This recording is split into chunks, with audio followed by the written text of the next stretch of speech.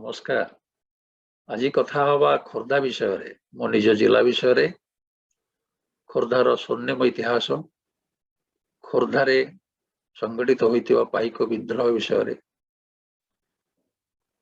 पाइक विद्रोहर पृष्ठभूमि तार नायक महानायकों विषय खोर्धा जिला संपर्क रे मासाधिक काल तथ्य संग्रह करुली इतिहास पृष्ठा पढ़ुली ये सबू इतिहास जानिबा परे निज जिला विषय जणाया मोर कर्तव्य मन कली। या पूर्वर कटक सहर संपर्क रे ब्रह्मपुर सहर संपर्क रे संख्या प्रतिवेदन होता यूट्यूब रे खोर्धा संपर्क रे तार स्वर्णिम इतिहास पढ़िबा परे मु जेतिकी चमत्कृत अभिभूत हेली निजको गौरवान्वित मन कली। आज आमे तार इतिहास संपर्क रे संक्षेप रे आलोचना करिबा। खोर्धा कहिले अतीत रे खोर्धा राज्य को बुझाउथला। तार राजधानी गड़ खोर्धा रे अवस्थित थिला। गड़ खोर्धा होची खोर्धा सहर निकटवर्ती एक स्थान। खोर्धागढ़ आमे जानिचे भारतर शेष स्वाधीन दुर्ग भाव में परिचित। तेबे यही गड़ खोर्धा को छाड़देले वर्तमान जो खोर्धा सहर तार आखपाख अंचल घंच बण जंगल भरपूर थिला। आमे खोर्धा पाखरे रणपुर रणपुर पाखरे बाणपुर ये सब पहाड़ जंगल रे भर्ती होइथिला। आमे कहूचे 2000-2500 वर्ष तलर कथा। धीरे धीरे जनसंख्या वृद्धि पाइबा परे बण जंगल को सफा करी क्रमशः जनबसती गढ़ी उठिथिला। एवं सेतेबेले ये अंचल रे मुख्यतः आदिवासी माने बसवास करुथिले। शबर पाण यही श्रेणीर संख्याधिक लोक वास करुथिले। आमे तो जानिचे जगन्नाथ संस्कृति रे जरासबर कथा विश्वाबसु कथा यही भूखंडर से माने पूर्वसूरी। आमे इतिहास पृष्ठा उल्टेले जानिबा ये जो खोर्धा गढ़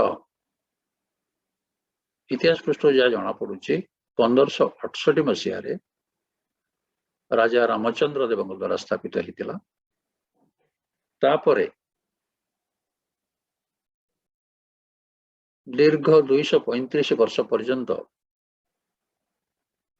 से माने निजको गजपति नाम रे नामित करी गजपति शासन करि आसुथिले। एटाको मध्य भोईवंशर शासन बोली कहा जाए। 1568 रु 1817 ये जो इतिहास ये हूँ भोईवंशर इतिहास। प्रथम गजपति रामचंद्र देव जना जाए 1568 रु 1600 ख्रीष्टाब्द मध्य शासन करते। आमे जानिछे जो इतिहास प्रसिद्ध घटना ब्रिटिश मानक विरुद्ध रे जो आंदोलन 1804 मसीहा जोटा आम प्रथम विद्रोह बोली कहूचे सेटा जय राजगुरु नेतृत्व रे प्रबल पराक्रमी ब्रिटिश सेना विरुद्ध रे आंदोलन होता। एवं परे परे 12-13 वर्ष पर 1817 रे पुणी थरे सेनापति बक्सी जगबंधु नेतृत्व रे आउ थरे भयंकर विद्रोह होता। सारा ओडिशा व्यापी ये विद्रोह व्यापी जाइथिला। आमे खोर्धार नामकरण विषय आलोचना करिबा। विभिन्न समय रे ए अंचलर ना ए जिलार ना इतिहास पृष्ठ जा जना जाइछि ताकू खुरुधा खुरुदा खोरधा खोर्धा एवं क्षुद्धा भाव इतिहास पृष्ठारे उल्लेख अच्छी। एबे सरकारी स्तर में खोर्धा बा खोरधा लेखा जाउछि, किंतु ब्रिटिश शासन समय ब्रिटिश रेकर्ड पत्र देखले से लिखा थिला खुर्धा। खोर्धा राजवंश राजनीति समय आम जदि शिलालेख देखा बालेश्वर श्रीजंग शिलालेख खुरुधा लिखाई। ये जो खोर्धा अंचल से अंचल टाकू ओडिशा राज्य बोली कहलाउथला। एबे सिना ओडिशा तार सीमा सरहद अलगा, ये खोर्धा अंचल को गड़जातर लोक मैंने आसवा बोले से कहते आम ओडिशा जाऊँ। ये कथा पंडित कृपासिंधु मिश्र तांको बही इतिहास ग्रंथ रे लिखिछन्ति। आमे खोर्धा इतिहास संपर्क रे आलोचना कला बेले निश्चय कथा हवा ये जो खोर्धा राज्य सहित जो संपर्क अविभक्त पुरी जिला एवं आम राज्य राजधानी भुवनेश्वर जहाँ खोर्धा जिलार अंतर्गत कोणार्क एवं प्राचीन कलिंग उत्कल बा उड्र देशर कथा तापरे खोर्धा पाख आखर अंचल रणपुर बाणपुर नरणगढ़ से संपर्क जानिबा। आमे जदि निर्दिष्ट ऐतिहासिक तथ्य को अनुशीलन करिबा, कलिंग युद्ध एक लैंडमार्क तार समस्त तथ्य रेकर्ड मिले। ख्रीष्टपूर्व 261 रे सम्राट अशोक मगधरु आसी कलिंग आक्रमण करथिले, ताहा लिपिबद्ध अछि। से समय रे कलिंगर अवस्था बेस भल थिला। धनरे बलरे कलारे संस्कृति रे आमे मध्य जानिछे अशोक पूर्वर मध्य आउ थरे तांकर यथेष्ट पूर्वर कलिंग को आक्रमण होता से मगध राजा द्वारा। आमे जदि खोर्धा राज्य उत्कल राज्य ओडिशा राज्य कथा कहवा, आमे दुई जन दक्ष प्रशासक कथा आलोचना करिबा। जणे ऐर खारबेल कथा जे ख्रीष्टपूर्व प्रथम शताब्दी द्वितीय शताब्दी मध्य राजत्व करथिले एवं तांकर शासन भारतर मध्य भूखंड रे प्रसारित होता। तापरे मुगल शासन दिन हवा परे जो ओडिशा भूखंड ता दायित्व रे थिले राजा मानसिंह, से सम्राट अकबर सेनापति थिले। से जगन्नाथ धर्म को सम्मान दौले। से समय आईन अकबरी ग्रंथ को अनुध्यान कले जो मानचित्र मिले ताहा एई भली खोर्धा पुरी एवं कलिंग दंडपाट जोटा आमे गंजाम अंचल देखुचे। कलिंगर सीमा सरहद निर्दिष्ट नथिला, ताहा परिवर्तित होउथिला। आमे किंतु खोर्धा विषय रे कहिबा ता पूर्वरु टिके प्राचीन उत्कल कलिंगर कथा संक्षेप रे आलोचना करिबा। एई अंचलर ना उत्कल बा ओक्कल कलिंग बा उड्र देश भावे नामित थिला।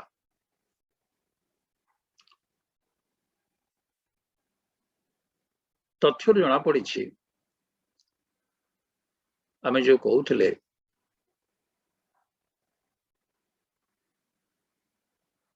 राजा ब्रह्मदत्त एई कलिंग रे थिले। आमे एबे कहूथिले अशोक पूर्वरु महापद्मनंद से मध्य कलिंग आक्रमण करथिले तांकर शासन जो अधिकार कलिंग करथिले से अल्प दिन पे रहिथिला तापरे अशोक आसिले प्रबल युद्ध हैला दया नदी तीर रक्ताक्त हैला सेटा आमे समस्त जानिचे सेठू चंडाशोक रु धर्मशोक होइतिले एई खोर्धा को लगी जो दया नदी अच्छी से धर्म प्रवर्तन करी सारा परिवार धर्म प्रचार रे लगी जाइथिले तापरे आमे कहिबा ख्रीष्टपूर्व प्रथम शताब्दी कथा जड़े पराक्रमी राजा ऐर खारबेल तांकर साम्राज्य गंगा ठारू गोदावरी जो थिला से समय केवल से साम्राज्य विस्तार करि नथिले कला संस्कृति को सम्मान दउथिले एवं नौवाणिज्य तांको समय रे बेस भल सफल होइतिला विदेश को हमर ओडिशार साधव माने जावा सुमात्रा जोटा आम इंडोनेशिया कहूचे से पर्यंत भी जाउथिबार इतिहास पृष्ठार जना जाए तापर आमे कहिबा गंगवंश कथा गंगवंशकर राजूति ओडिशा पाई खोर्धा पाई एक स्वर्णिम युग थिला गंगवंशर अनंत बर्मन चोड़गंगदेव जार भी साम्राज्य गंगा ठारू गोदावरी पर्यंत थिला तांको समय रे पुरी रे श्रीमंदिर निर्माण आरंभ होइथिला से मध्य बहुत पराक्रमी थिले तांकर पराक्रम जोगु बाह्य शत्रु एई अंचल को आक्रमण करिया पे डरुथिले आमे पुरी गले एबे भी शिलालेख पाइबा एवं चोड़गंग देवंक प्रतिमूर्ति मध्य देखा मिले आउ थरे खोर्धा इतिहास कहवा पूर्वर उत्कलर ओडिशार दुई जन पराक्रमी राजा विषय आउ टिके आलोचना करदवा प्रथम महामेघवाहन ऐर खारबेल संपर्क रे एवं परे कपिलेन्द्र देव विषय गंगा ठारू गोदावरी पर्यंत भूखंड को जय करथिबा महामेघवाहन ऐर खारबेल जने दक्ष शासक प्रजावत्सल और कला संस्कृतिर पूजारी थिले ऐर खारबेल जहाँ जाना जाए से जैन धर्म अवलंबी थिले से समय तांको सेनाबाहिनी रे हाथी और रथर व्यवहार होता तांकर सेना मानकर सुनाम थिला तांको शासन कालर समस्त विवरणी भुवनेश्वर हाथी गुंफा शिलालेख खोदित होइछि सेठु आमे जानुचे आमर स्वर्णिम इतिहास कथा यह हूँ ख्रीष्टपूर्व प्रथम एवं द्वितीय शताब्दीर कथा आमे संक्षेप आलोचना करिबा कपिलेन्द्र देव विषय से जड़े दिग्विजयी सम्राट थिले से सूर्यवंशर प्रतिष्ठाता एवं प्रथम नरपति से निजको महाप्रभु श्री जगन्नाथंकर परम सेवक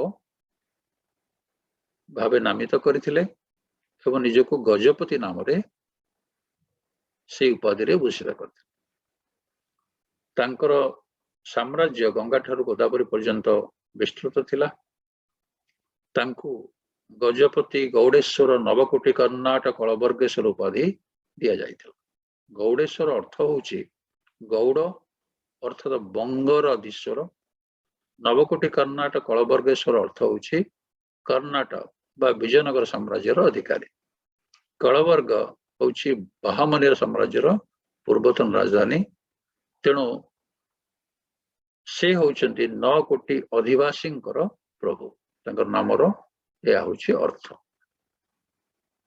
कपिलेन्द्र देव संस्कृत पाठर प्रसार करथिले से संस्कृत रे परशुराम विजय नामक नाटक रचना करथिले जना जाए आदिकवि शूद्रमणि सारला दास मध्य कपिलेन्द्र देव समसामयिक जी की ओडिया भाषार सर्वबृहत महाभारत काव्य रचना करथिले शूद्रमुनि सारला दास। आमे संक्षेप कहवा ये जो आमर भूखंड खोर्धा राज्य ओडिशा राज्य उत्कल राज्य खोर्धा को कहला बेले मु कलिंग को बुझुची उत्कल कथा बुझुची।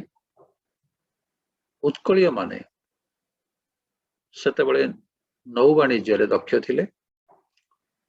कलिंग युद्धर यथेष्ट पूर्वर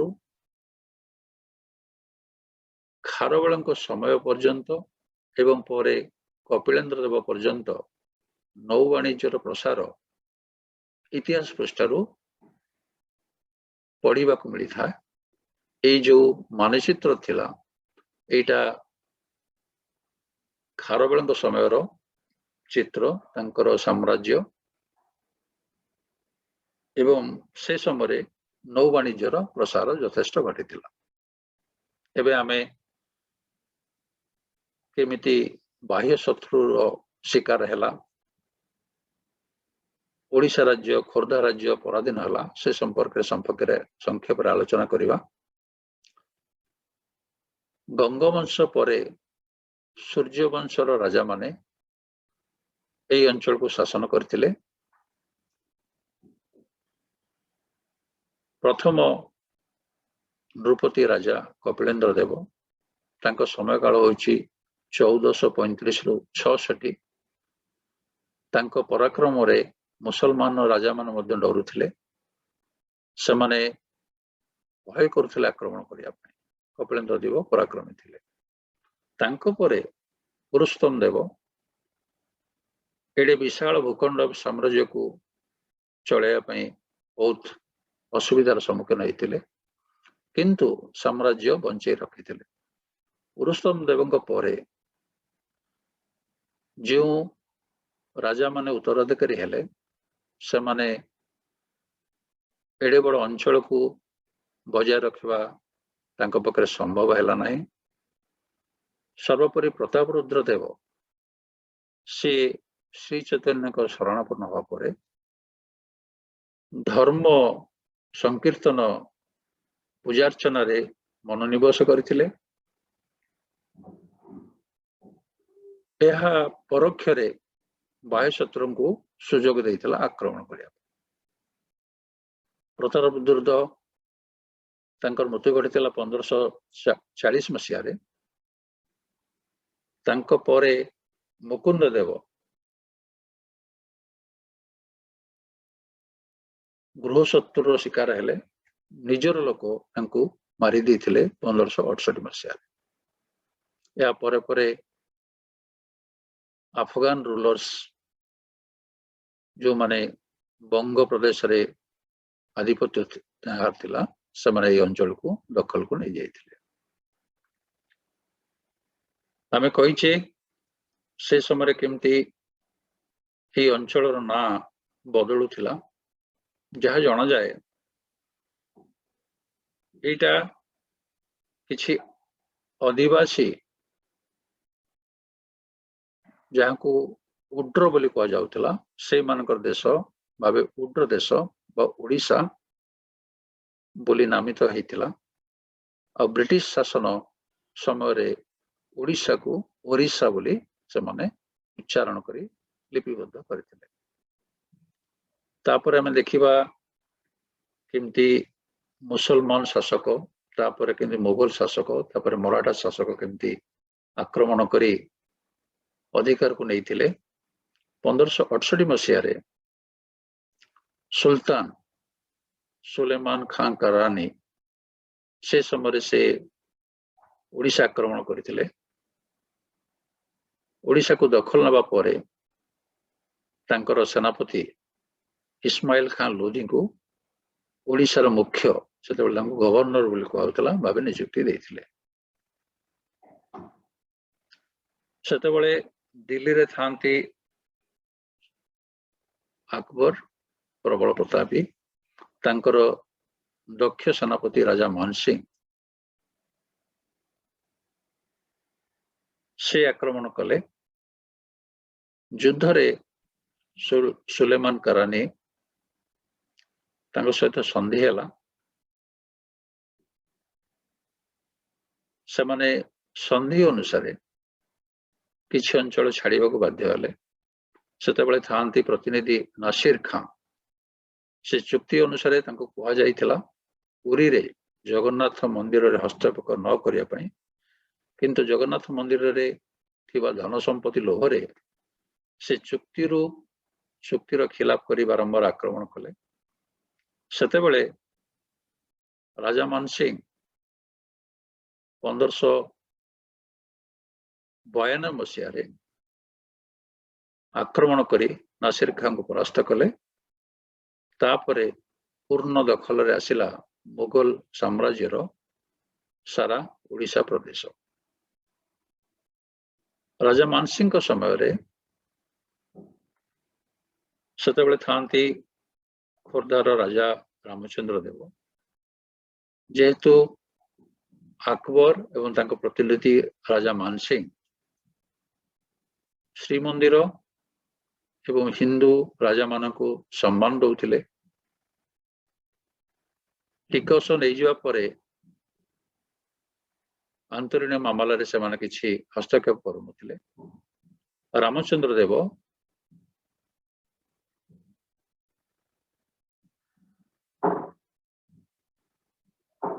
ରାଜା ମାନସିଂଙ୍କର ସର୍ତ୍ତ ମାନି ନେଇଥିଲେ।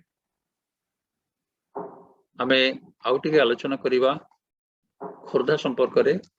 ପରାଧୀନ ଖୋର୍ଦ୍ଧା ସମ୍ପର୍କରେ ଆକବରଙ୍କ ପରେ ତାଙ୍କ ପୁଅ ଜାହାଙ୍ଗୀର ସେ ଯେତେବେଳେ ଶାସନ ଭାର ଗ୍ରହଣ କଲେ, ସେ ଦାୟିତ୍ୱ ଥିଲେ ଓଡ଼ିଶା ତାଙ୍କର ସେନାପତି କାସିମ ଖାଁଙ୍କୁ 1606 ମସିହାରେ। ସେ ସମୟରେ ପୁରସ୍ତମ ଦେବ ଥାଆନ୍ତି। କାସିମ ଖାଁ ତାଙ୍କୁ ଆକ୍ରମଣ କରିଥିଲେ।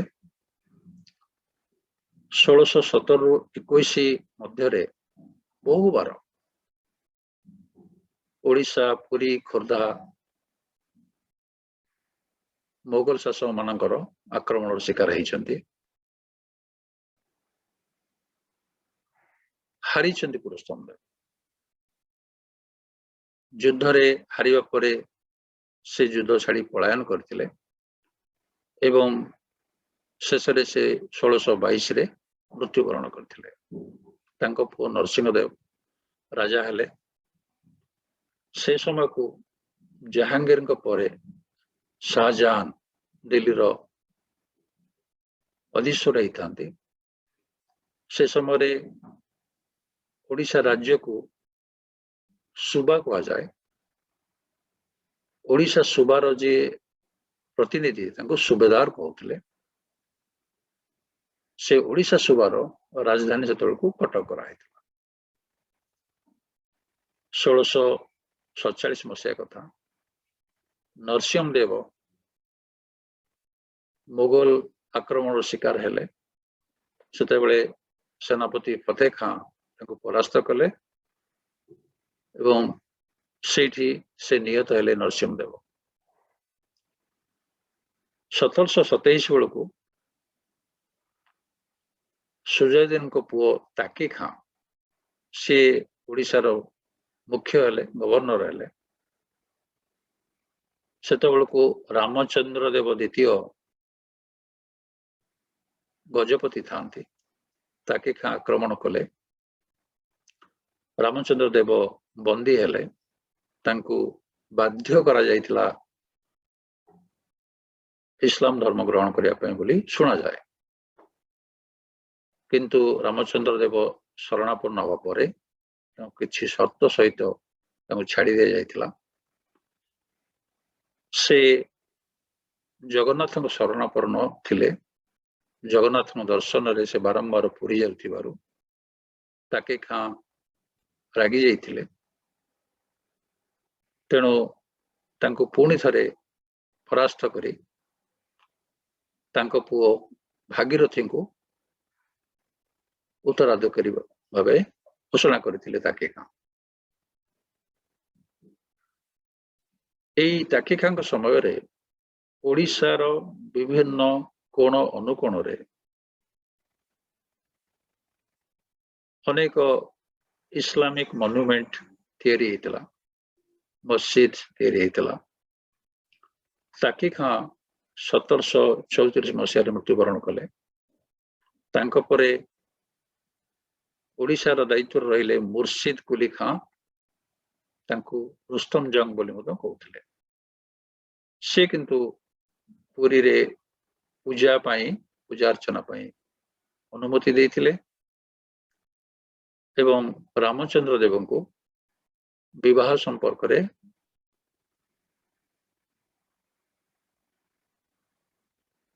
सुजोग देथिले तांकर इच्छा थिला रामचंद्र देव शासन करिवे अनुगत रहिबे ए रामचंद्र देव को समय रे खोर्धारे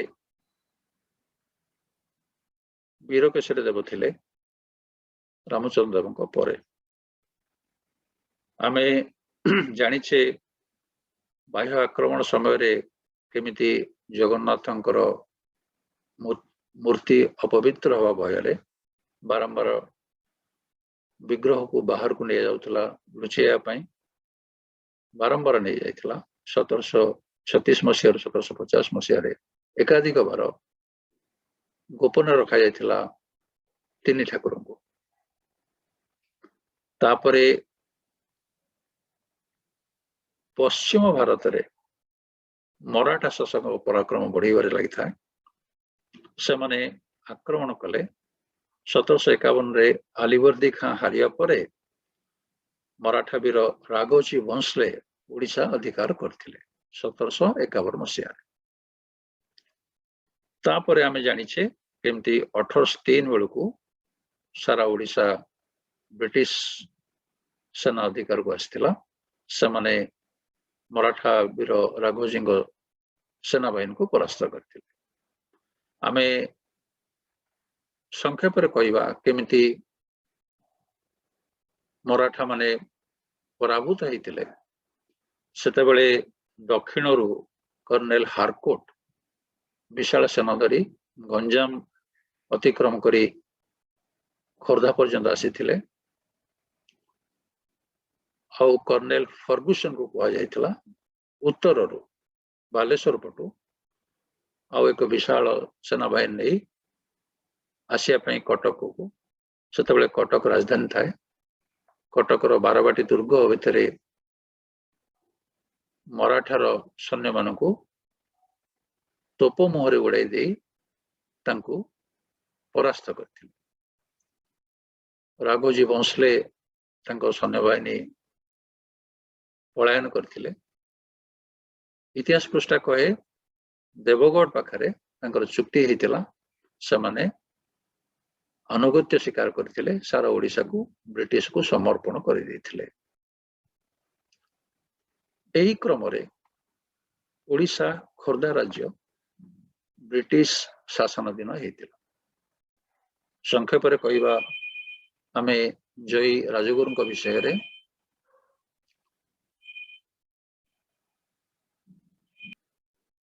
जय राजगुरु को किभली भावे ब्रिटिश सरकार निर्मम भावे निष्ठुर भावे दुई गोड़ को फाड़ी हत्या करथिले 1806 मसीह जय राजगुरु विषय अन्यत्र आलोचना करिबा से राजपुरोहित एवं मंत्री थिले गजपति दिव्यसिंह देव 1780 मसीह इतिहास रे मध्य एटा लेखा जाइछि उभय गजपति जय राजगुरु बंदी भावे तांको कटक नहीं जाइथिला किछि ऐतिहासिक मत राजगुरु गजपति को रक्षा करने सब दोष निज मुंड को नहीं आउ किछि ऐतिहासिक गजपति विषय लिखिछन्ति से विनम्र निवेदन करथिले मोर किछि भूल नहीं जय राजगुरु ही ये सब गंडगोलर कारण तेणु मते क्षमा दिया जाओ। गजपति क्षमा भिक्षा करिया परे तांको छड़ा जाइतिला किंतु जय राजगुरु को फांसी दिया जाइतिला। एई जय राजगुरु को निर्मम निष्ठुर हत्या खोर्धा अंचल रे तीव्र असंतोष रो कारण हेतिला। पाइक माने विद्रोह करिया पई योजनाबद्ध भावे विचार करथिले। से समय ब्रिटिश सरकार किछि जमीदारी बंगाली मानक हाथ को देइथिले जो थरे कि जगबंधु विद्याधर तांकर जमीदारी चंचकता करी बंगाली माने निज नाम को करथिले। से अति दरिद्र भावे किछि वर्ष कालातिपात करिया परे खोर्धा पाइक माने तांको सहायता देइथिले, तांको निजर नेता भावे निर्वाचित करथिले। बक्सी जगबंधु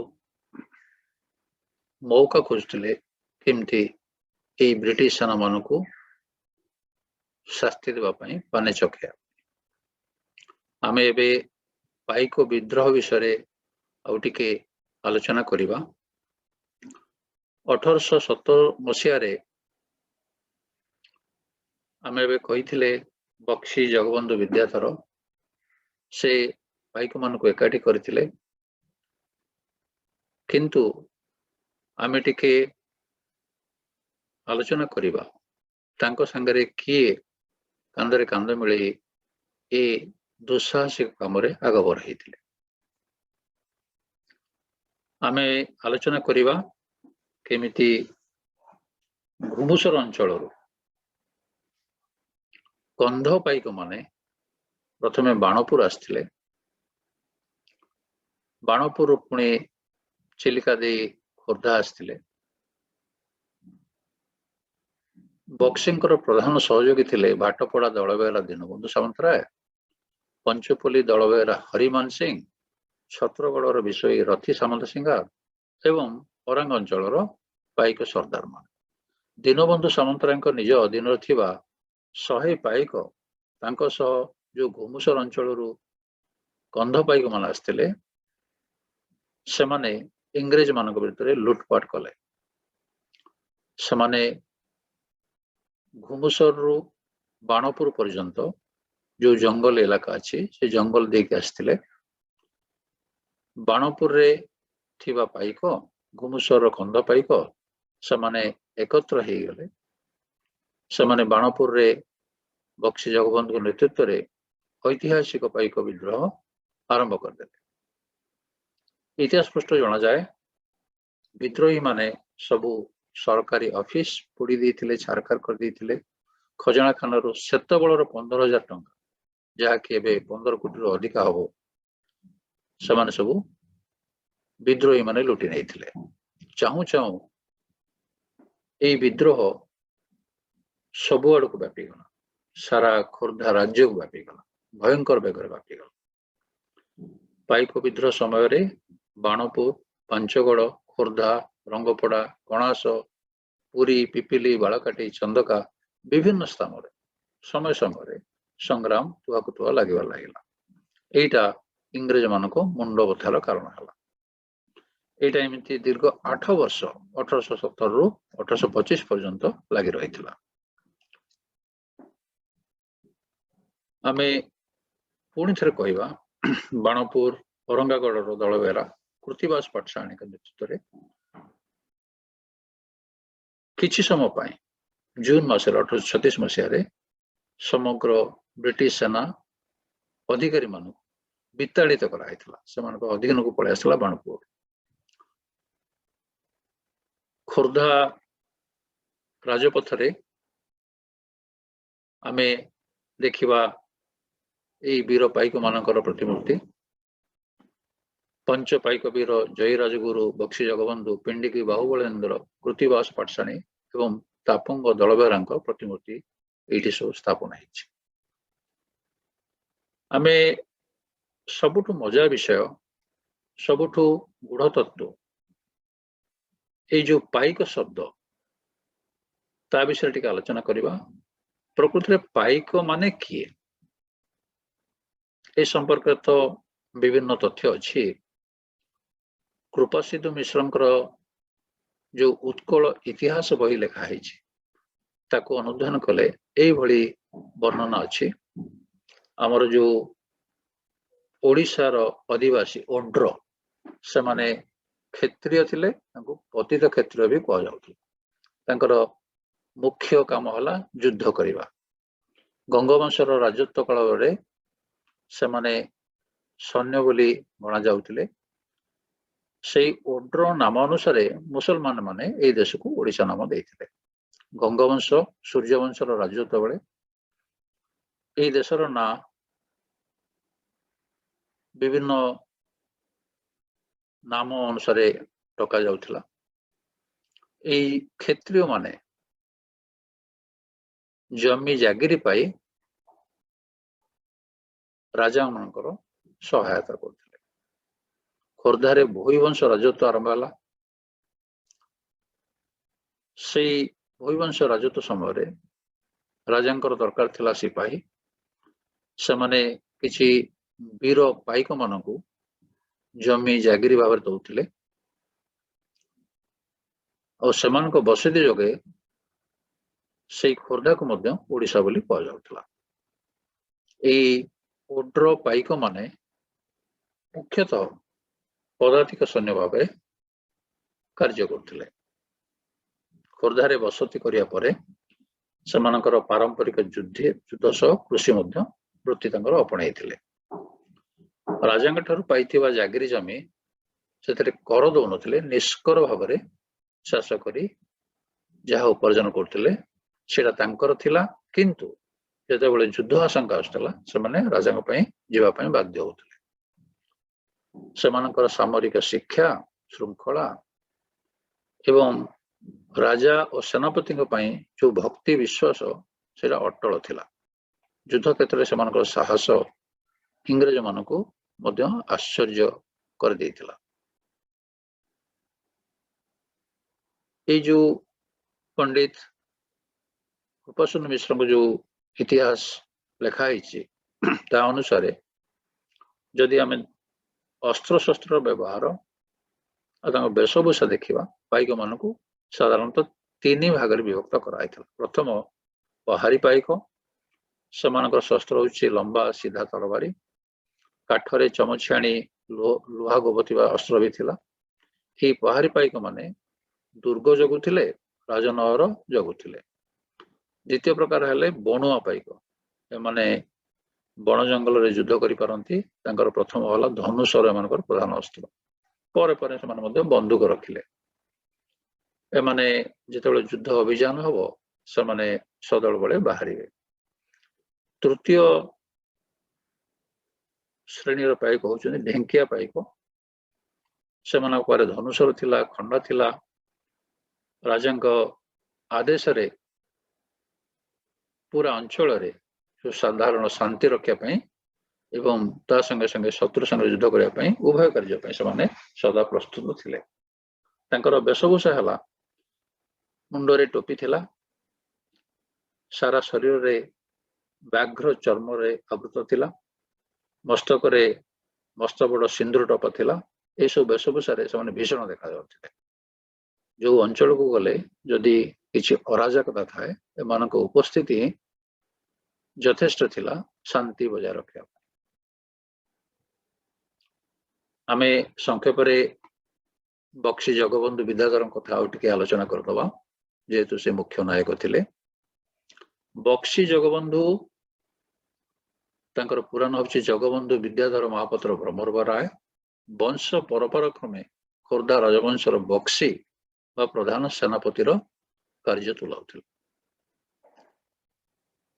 पाइक माने मध्य सेमानकु ସେମାନଙ୍କର ଉପଯୁକ୍ତ ସେନାପତି ଭାବେ ଭକ୍ତି କରୁଥିଲେ, ବିଶ୍ୱାସ କରୁଥିଲେ ଏବଂ ଦେଶ ପାଇଁ ସର୍ବୋଚ୍ଚ ସମାନ ପାତ୍ର ଥିଲେ।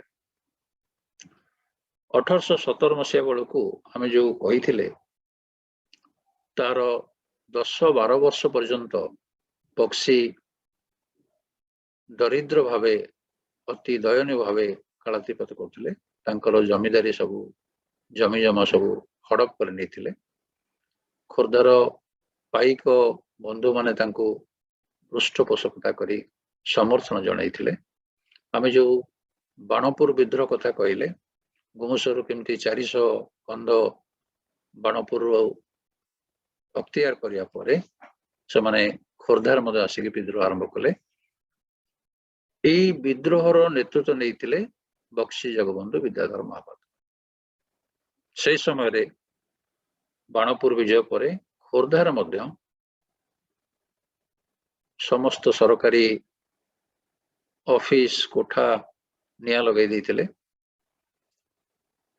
ଯୋଉ ସରକାରୀ କର୍ମଚାରୀ ଥିଲେ ସେମାନେ ଭୟରେ ପଳେଇଥିଲେ। ଖୋର୍ଦ୍ଧାର ଖଜଣାଖାନା ମଧ୍ୟ ଲୁଣ୍ଠନ କରାଯାଇଥିଲା। ସେ ସମୟରେ ଥିଲେ ଜଣେ ଅତ୍ୟାଚାରୀ ତହସିଲଦାର ଚରଣ ପଟ୍ଟନାୟକ, ତାଙ୍କୁ ମଧ୍ୟ ବିଦ୍ରୋହୀମାନେ ଧରି ମାରି ଦେଇଥିଲେ। ଏହି ସମୟରେ ଏଇ ଯୋଉ ବିଦ୍ରୋହର ନିଆଁ ସାରା ରାଜ୍ୟରେ ବ୍ୟାପିଯିବା ସମୟରେ ଇଂରେଜ ମାନେ ବିଚଳିତ ହେଇଯାଇଥିଲେ। ସେଥିପାଇଁ ଦକ୍ଷ ସେନାପତି ମାନଙ୍କୁ ନିୟୋଜିତ କରାଯାଇଥିଲା। ପ୍ରଥମେ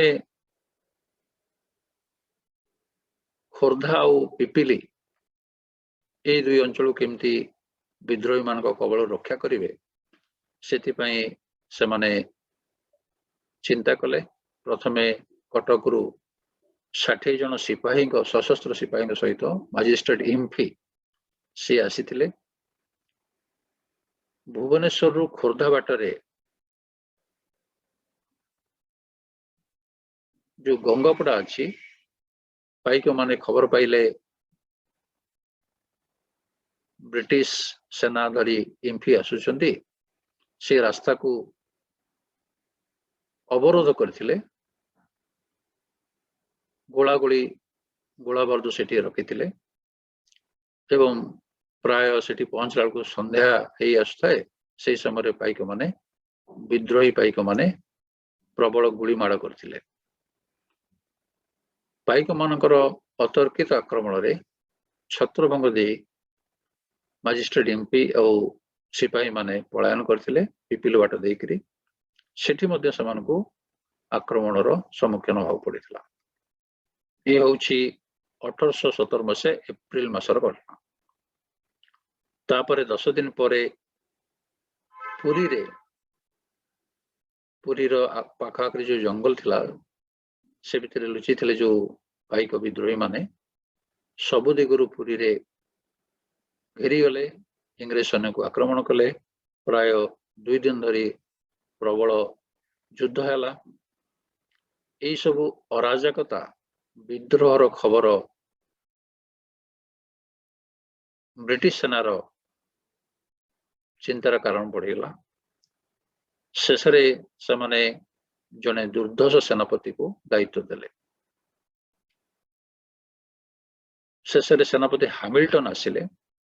ସହସ୍ରାଧିକ ସଶସ୍ତ୍ର ବ୍ରିଟିଶ ସେନାକୁ ଆଣି ସେମାନଙ୍କର ଗୋଳାବର୍ଷଣରେ ପାଇକମାନେ ଛତ୍ରଭଙ୍ଗ ଦେଲେ। ବ୍ରିଟିଶ ସେନା ସାରଙ୍ଗଗଡ଼ ଦୁର୍ଗ ଅଧିକାର କରିବା ପରେ ପରେ ପୁରୀ, ପିପିଲି, ଖୋର୍ଦ୍ଧା, ବାଣପୁର ସମଗ୍ର ଅଞ୍ଚଳକୁ ନିଜ ଦଖଲକୁ ନେଇଥିଲେ।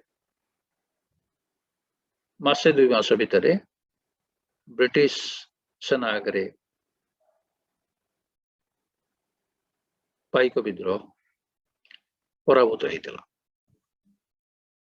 ଏବେ ଆମେ ଟିକେ ଆଲୋଚନା କରିବା କାହିଁକି ପ୍ରସିଦ୍ଧ ଏହି ଖୋର୍ଦ୍ଧା ଜିଲ୍ଲା। ପାଇକ ବିଦ୍ରୋହ କଥା ଶୁଣିଲେ ପ୍ରାଚୀନ ଇତିହାସ ବିଷୟରେ ସମ୍ପର୍କରେ ଆଲୋଚନା କଲେ। এই ଖୋର୍ଦ୍ଧା ଜିଲ୍ଲାର ଯୋଉଟା ଆମେ ଆଧୁନିକ ଖୋର୍ଦ୍ଧା ଜିଲ୍ଲା ଦେଖୁଛେ ସେଟା ଅବିଭକ୍ତ ପୁରୀ ଜିଲ୍ଲାରେ ଥିଲା। 1993 ମସିହା ଏପ୍ରିଲ ମାସରେ ପୁରୀ ଜିଲ୍ଲାକୁ 3 ଭାଗ କରାଗଲା। खोर्धा पुरी नयागढ़ एहीपरि क्रम 1993 1993 मसीह खोर्धा एक पृथक जिला है। आमे जानिछे खोर्धा केमिति जगन्नाथ संस्कृति सहित संपृक्त। जेतेबेले पुरी श्री जगन्नाथ मंदिर असुरक्षित थिला, विभिन्न जवन माने आक्रमण करथिले, सेथिरे थिला कला पहाड़। से जेतेबेले मंदिर लुंठन करथिला, अपवित्र हवा भୟରେ श्री जगन्नाथ को सेवक माने घंच अरण्य भितरे लुचई आनी जो सेतेबेले बरुणई पहाड़ थिला, से बरुणई पहाड़ पालदेशर खोर्धागढ़ लुचई रखिथिले। आमे जानिछे 1575 मसीह केमिति राजा श्री पुरुषोत्तम देव पुनि थरे रत्न सिंहासन विजय करथिले। एटा होछि खोर्धा ପାଇଁ एक गौरवर कथा। एबे जदि आमे साहित्य कथा आलोचना करिबा, खोर्धार साहित्य प्रति अवदान, एई खोर्धा माटी रे अनेक कवि लेखक यशस्वी साहित्यिक जन्म नहीं, ना कहले अनेक समय लगिब। प्रमुख रे ज्ञानपीठ विजेता गुरुजंगरे जन्म नहीं पद्मश्री सची राउतराय एवं खोर्धा क्रिश्चियन साई रे यशस्वी कवि कुंतला कुमारी सावत एवं निकटरे परलोक गमन करथिबा ओडिशा साहित्य एकाडेमी पुरस्कार प्राप्त रमेश चंद्र भंज जे प्रख्यात शिशु साहित्यक थिले। एही भली अनेक स्रष्टा को जन्म देइछि एही खोर्धा माटी। आमे खोर्धा रे अनुष्ठित किछि मेला महोत्सव कथा कहबा। बरुणेई पीठरे रज महोत्सव हुए। गुरुजंगर धवलेश्वर पीठरे बड़ ओषार ख्याति अच्छी, जागर जातर ख्याति अच्छी। खोर्धा सहर उपर साई कामनावर मंदिर पाखरे जो मेरुजात हुए सेटा देखला बड़ी, सेठी केमती दंडुआ माने कंटा उपरे निया उपरे गड़ती सेटा प्रति वर्ष हुए, सेटा भी देखला बड़ी। खोर्धार आउ एक परिचित होचे खोर्धा लुंगी आ गामुछा, जोटा एबे आउ नाही, किंतु समय थिला खोर्धा लुंगी खोर्धा गामुछा सारा भारत रे प्रसिद्धि लाभ करथिला। आमे बरुणेई पीठ कथा आलोचना करिबा। एई बरुणेई पीठ एक प्रसिद्ध पर्यटन स्थल। एठी जो पहाड़ से गुंफा भितरे पर्यटक माने मजा उठाई थांती, बनभोजी करती। एटा वर्ष सारा भीड़ लगी था। आमे खोर्धारे जो कला संस्कृति कथा होतिले, एठी कही रखा उचित जो किछि विशेषत्व अच्छी। रणपा, घुड़ुकी, संकीर्तन, रामलीला यही भली खोर्धार देखा मिले, ग्रामांचल देखा मिले, बहुल भाव देखा मिले। अनेक लोक जानी न थाई पारंती घुड़ुकी कौन, रणपा कौन। आमे टिके संक्षेप रे शुणी दबा घुड़ुकी विषय रे। घुड़ुकी कौन?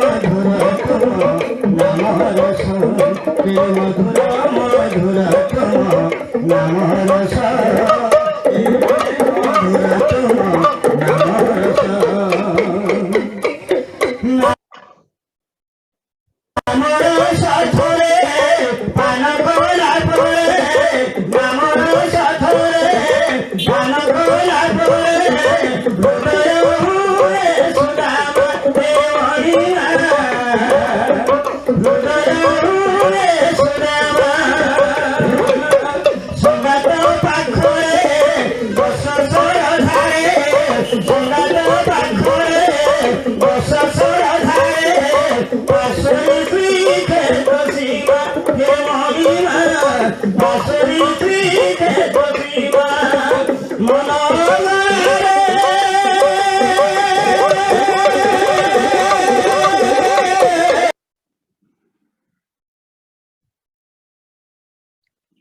थिला संक्षेप खोर्धा विषय खोर्धार संगठित थिबा पाइक विद्रोह संपर्क रे केमिति लागिला इतिहास तथ्य संपर्क रे आपण निश्चय मतामत देबे।